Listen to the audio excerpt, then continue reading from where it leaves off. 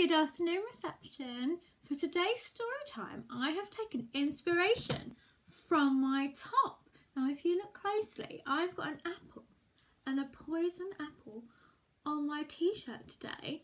Can you think of a fairy tale that has a poisoned apple in it? That's right. I'm going to read Snow White and the Seven Dwarfs. So, are you sitting comfortably? Then I think we are ready to begin. One snowy night in a castle far away, a little princess was born. Her parents named her Snow White. As the years passed, the child grew up to be a lovely young woman. Her beauty and her gentle nature won the hearts of all who knew her. After Snow White's father died, she lived in the castle with her stepmother, the queen, and the queen. The queen was very beautiful, but she was cold and heartless. She was also jealous of Snow White's beauty, so she dressed the princess in rags and forced her to work as a maid. The queen's most prized possession was a magic mirror. Every day she would stand in front of it and ask, "Mirror, mirror on the wall, who's the fairest one of all?" And every day the mirror would reply, "You, O Queen, are the fairest in the land." While the Queen spent her time admiring herself in the mirror, Snow White worked long hours in the castle. She always did her chores with a smile and often singing while she worked. One day, as she drew water from the well, she sang a song about her fondest dream. She wished a handsome prince would come to the castle and carry her away. "Please make my wish come true," whispered Snow White. No sooner had she said these words than a handsome prince appeared next to her. Snow White gazed shyly into the prince's eyes, and the prince fell in love instantly. But Snow White suddenly became frightened and fled to the safety of the castle. That evening, as usual, the queen asked the mirror, "Mirror, mirror on the wall, who is the fairest one of all?" But this time her mirror replied, "Her lips blood red, her hair like night, her skin like snow, her name Snow White." Oh dear, what is the queen going to think? The queen was so furious that she immediately called for her huntsman. "Tomorrow, take Snow White deep into the forest and kill her," she commanded. Then she gave the huntsman the jewelled box and told him to bring her proof that he had obeyed the order. The huntsman feared the evil queen and promised to do as she wished. The next morning, the huntsman took Snow White deep into the forest. He watched as the princess stopped to place a baby bird back in its nest. At that moment, the huntsman knew he could never harm this kind-hearted girl. He fell to his knees and begged her forgiveness. "My dear princess," he said, "you are not safe. The queen is jealous. She has ordered me to kill you, but I could never hurt you. Quickly," he added, "run into the forest and never return." Snow White was frightened by his words, but she did as she was told. She ran and ran until she could run no further. Lost and alone, she sank to the ground and sobbed herself to sleep. The huntsman placed an animal's heart inside the box the queen had given him and presented it to her that night. The evil woman rejoiced, for she believed the huntsman had carried out her order. "Now I am the fairest one of all," she exclaimed triumphantly. When she awoke the next morning, Snow White found herself surrounded by forest animals. Curious birds, rabbits, squirrels, chipmunks, and even a mother deer and her fawn crept up for a closer look. Snow White laughs. She didn't feel lonely any longer. "Do you know of a place where I can stay?" Snow White asked her woodland friends. In response, two little birds chirped excitedly and began to tug gently at her cape. Snow White followed her new friends to a tiny cottage nestled among the trees. "Oh, it's just like a doll's house," Snow White exclaimed. Since no one seemed to be home, Snow White stepped inside. "Oh my, what a terrible mess," she cried. She stared in wonder at the 7 little chairs. 7 children must live here, she said. I'll just tidy up a bit and surprise them. Perhaps they'll let me stay for a while. Snow White began to clean the cottage. The animals helped her sweep and dust and wash and scrub.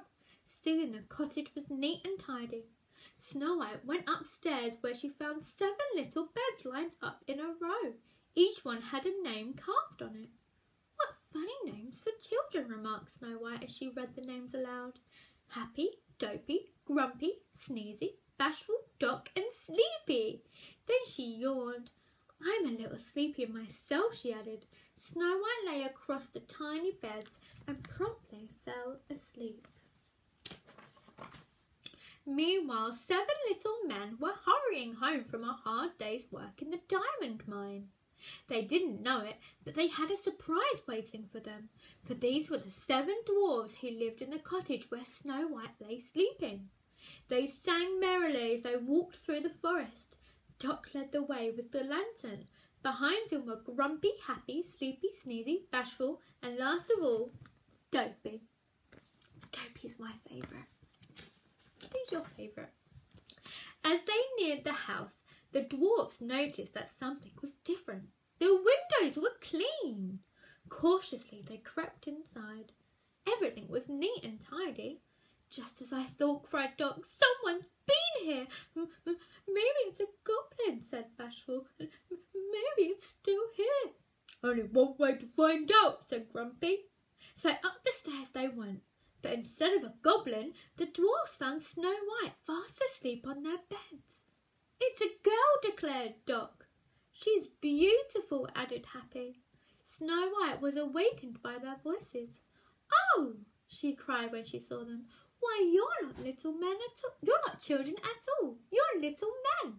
That's right, said Doc. But who are you? Snow White introduced herself and told them all about the wicked queen. You can stay with us, said Doc. We won't let anything happen to you. All the other dwarfs agreed. Back at the castle, the queen once again consulted her magic mirror. Mirror, mirror on the wall, who is the fairest one of all? She asked. She was sure she knew the answer, but the mirror replied, over the 7 jewelled hills beyond the 7th fall, in the cottage of the 7 dwarfs, dwells Snow White, fairest one of all. The queen was outraged. The huntsman lied. She shouted, knocking the jewelled box to the ground. Now I will have to take care of her myself. The queen ran down the stairs to a dark dungeon room where she kept an assortment of enchanted powders and bubbling liquids. She quickly mixed herself a magic potion. Oh no. When she drank the potion, she instantly turned into an ugly old woman. Then she cast a magic spell over a luscious red apple. One bite of this poisoned apple and Snow White will sleep forever, she cackled with glee. That night at the little cottage, Snow White cooked a special meal for the dwarfs. Supper's almost ready, she told them. You'll just have time to wash. Wash? Chorused the dwarfs. They'd almost forgotten what the word meant. But Snow White was firm, so they all went outside to scrub themselves clean. Even Grumpy got a soaking. After dinner, it was time for some fun. The dwarfs played their musical instruments and took turns dancing with Snow White. Dopey climbed on Sneezy's shoulders and covered them both with a long coat. Now he was as tall as Snow White, but not for long. One sneeze from Sneezy sent them both tumbling to the floor.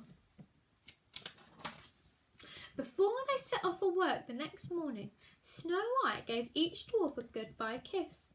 Beware of strangers, warned Doc. No telling what that wicked queen might do. Don't worry, replied Snow White. I'll be careful. After the dwarves left, Snow White began making pies. All alone, my pet? She heard someone ask. Snow White turned around and saw an old woman at the window. How would you like to taste one of my nice apples? "They're wishing apples, you know," the old woman said. "They do look good," replied Snow White. "Oh no, do we think that Snow White should eat one of the apples?" The animals recognised the Queen at once, but Snow White didn't. Snow White took the apple and made a wish. As soon as she bit into the apple, she fell to the floor. Only love's first kiss could wake the sleeping princess. "Ha ha ha ha ha!" cackled the Queen. "Now, my pretty princess, you will sleep forever." Oh no, who's going to save the princess? The animals hurried to the mine and they tugged at the dwarf's clothes until the little men understood that something was terribly wrong. The dwarfs jumped onto the deer and headed for the cottage. On their way they spotted the old woman and recognised the Queen in her disguise. "Follow her!" Grumpy shouted, so they chased her all the way up to a steep cliff. The Queen reached the top of the cliff and was trapped on a narrow ledge. She was about to push a huge boulder onto the dwarfs when a bolt of lightning struck the ledge. With a horrible scream, she fell to the jagged rocks below, and the wicked Queen was gone forever. When the dwarfs finally arrived home, they found Snow White asleep on the floor. Nothing they did could wake her from her sleep. With tears in their eyes, they gently laid Snow White on her bed. The next day, the dwarfs built a golden casket for Snow White. It was covered with glass so that they could always see her. Then they carried the casket to a peaceful glen in the depths of the forest, where the tall pine trees carpeted the ground with their fragrant needles. For many days the dwarfs stayed by Snow White's side, hoping that she would wake up, but Snow White slept on and on. Oh no, someone needs to save her. Meanwhile, the lonely prince had been searching for Snow White far and wide. One day he heard of a beautiful maiden who slept in a golden casket deep in the forest, surrounded by 7 little men. Do we think the prince is going to save Snow White? Finally, he came upon Snow White. He lifted the heavy glass lid. "My beautiful Snow White, at last I have found you," he whispered. Then he kissed the sleeping princess. Snow White opened her eyes and the spell was broken. The prince gathered Snow White in his arms and lifted her onto his horse. This time Snow White was not afraid of her handsome prince. "Goodbye," she called out to the dwarfs. "You have been good, kind friends, and I will never forget you." Snow White kept her promise. She included the dwarfs in all the festivities at the castle, where she and the prince lived happily ever after. The end. Oh, what a lovely story, and what a brilliant story to end this week on. I hope you've all had a fantastic week and a brilliant Friday, and I hope you all have an amazing weekend. I will see you next week for some more story time and some more challenges and some more exciting tasks.